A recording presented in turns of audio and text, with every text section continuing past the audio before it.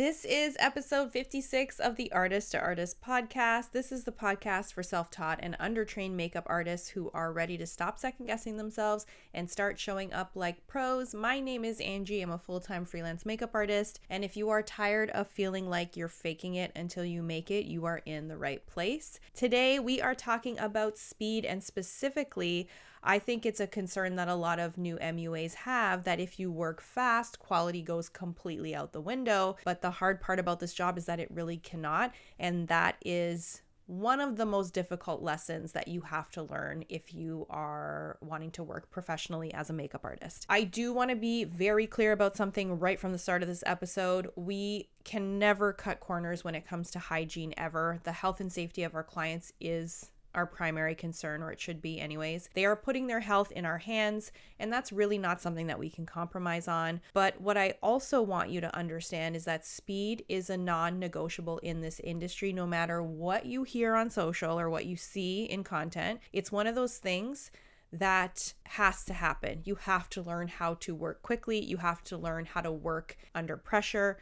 It's really one of those things that only experience and a good mentor will teach you, and I'll explain a little bit more about this as we talk through this episode. Now, yes, in certain situations, speed does mean the quality of the work is going to suffer. I'm not oblivious to this. You can't give the same effort in 10 minutes that you can give in an hour, obviously. But the goal as a pro MUA is to find a happy medium, to get to a place where you can turn out a really beautiful camera-ready makeup application in a very short amount of time when you need to. And that's what we're going to talk about today. Let me tell you when this all clicked for me. Early in my career, I did not assist for very long. I kind of came into this industry sideways. I was already fairly experienced by the time I started working professionally full-time, and I learned a lot of things, well, almost everything, the hard way, mostly by myself with no mentors. But when I did get the chance to watch more senior artists work, whether I was just assisting or observing on set, it was very eye-opening. I remember watching these seasoned pros work fast, like really fast. And I was bracing myself. Actually, I should say I was looking forward to looking at these makeup applications and seeing them look sloppy or just not great. But of course it did not. It looked just as good as when I had seen these artists work with double the time. Sometimes it looked better because they weren't overworking the makeup, because that can happen as well. And that was the moment I realized that speed is not my enemy. Speed is a skill that I need to very quickly acquire. But it's also intimidating, right? Because when you're new, you're thinking, how the hell are they doing that? What am I missing? And that is truly one of the reasons why I started the Artist to Artist membership, because I didn't have proper mentors. I didn't have someone breaking down how to work fast without sacrificing quality. I had to figure it out on my own, and I know how hard it is. And it would have just helped if I was able to see artists that I was looking up to or that who were regularly employed work. That's it. Just watch them do their thing. And I know a lot of you listening do not have access to mentors, whether it's because of cost or proximity, or you just don't know where to find them. So if that's you, I want this episode to be that kind of moment for you. The moment you realize that working fast doesn't mean working badly. You're probably not as slow as you think. And you probably just need to see someone who works as a pro full time with more experience to show you how these makeup applications look and to show you how they work. The other thing we have to talk about when it comes to working quickly as an artist, the pressure. I am by nature a people pleaser. I think a lot of us are. I always have been. I always wanted to make sure I was delivering the best I could do in the time that I had for my clients. And here's what happened as I got more experience. The timelines did not get longer. In fact, they got shorter because the expectation was that I was a seasoned makeup artist, I could do things faster, and I would just know what to do. And that is the reality of this job. The better you get, the faster you're expected to be. Is it right? No. But is that just the way it is? Yes. So you have a choice. You can either resist that and feel stressed and overwhelmed every single time you're on a tight timeline, which is going to happen a lot, or you can learn how to work fast without compromising your standards. We should talk about, I think, the myths around working quickly. I see these online a lot. It's a very big pet peeve of mine. The first myth is that speed is not necessary. I see content online that almost is looking down on artists who work quickly.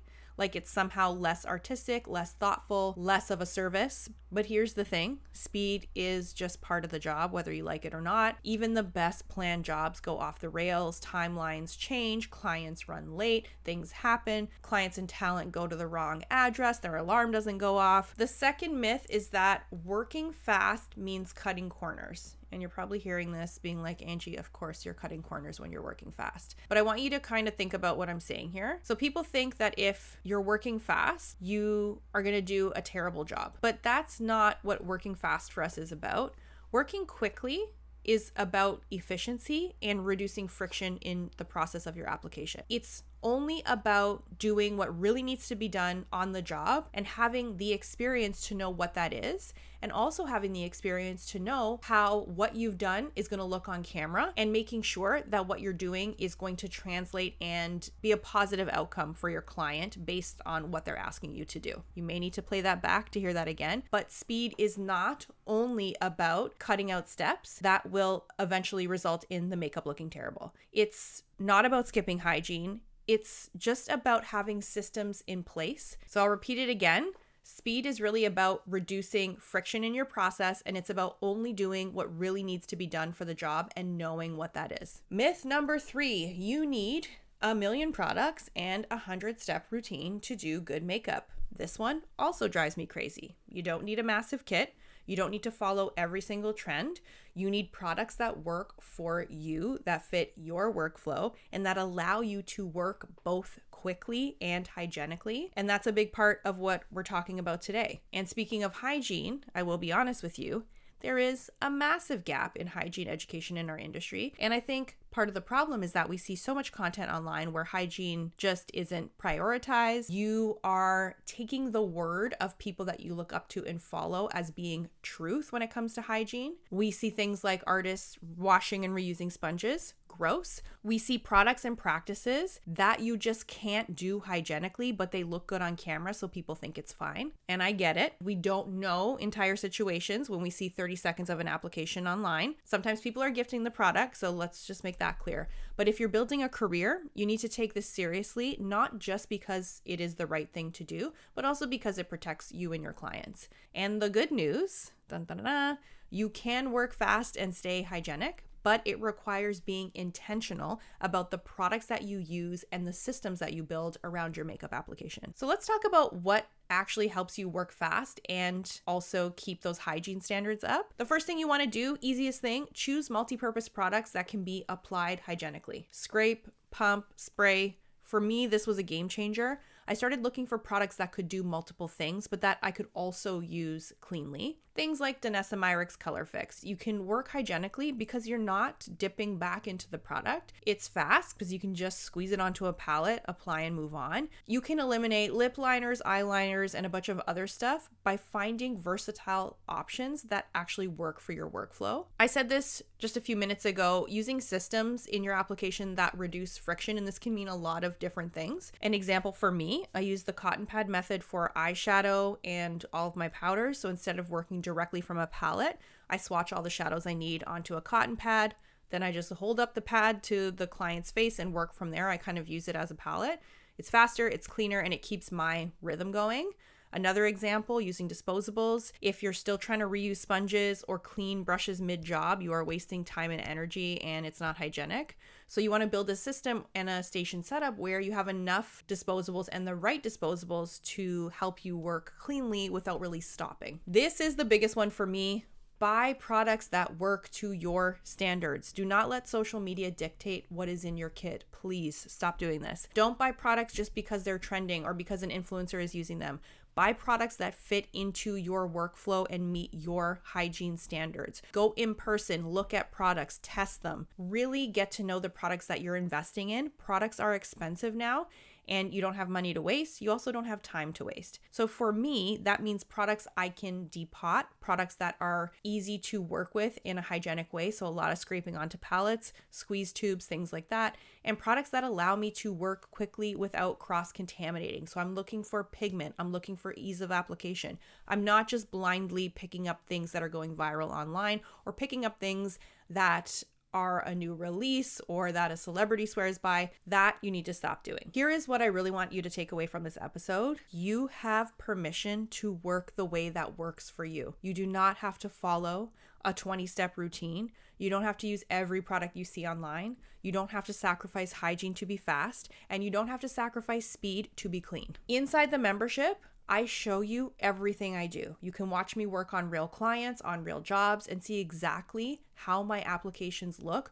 when I have things go wrong, when I'm working under tight timelines. I do not retouch any of the images or videos in the membership at all. I want to show you that you can be profitable without a 100-step routine. You can be professional without a kit full of a million products. You can work fast and still prioritize your client's health and safety and produce makeup applications that are going to be up to your client's standards. But all of this requires being intentional. It requires choosing the right products. It requires giving yourself permission to do things differently than what you see online. Before we finish up this episode today, I always like to leave you with something that you can take away. So once you're done listening to this episode, or maybe while you're listening to this episode, look at your kit, think about your process, and ask yourself, what is slowing me down? Now, this might not be obvious, but I'm just looking for you to have some self-awareness. I am someone that gets frustrated very easily, and I'm very impatient.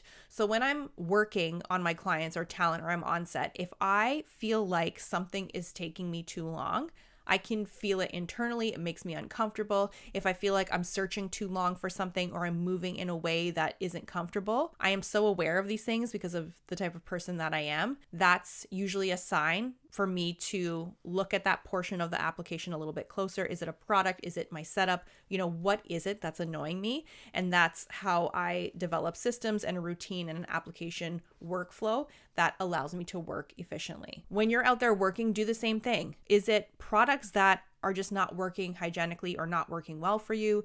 Is it a routine for application that's just too complicated, but you don't know what to skip or leave out? Is it trying to follow something you see online instead of just actually what's working for you in that moment with the person you have in your chair? Just be aware of these things and try to make your life easier where you can. And maybe that means swapping out a product for something more versatile. Maybe it means switching to disposables instead of trying to keep cleaning off the same spatula 100 times in your application. Maybe it means giving yourself permission to just skip a step that doesn't actually matter for the job you're doing. Do you need 3 serums and a moisturizer? Probably not. Start there and then build from that. And if you want to see what I'm doing, how I work fast, if you want to learn a little bit more about hygiene, if you want to learn about the systems for me that actually make working fast possible on the jobs that I'm hired for, that's what we're doing inside the Artist to Artist membership this month.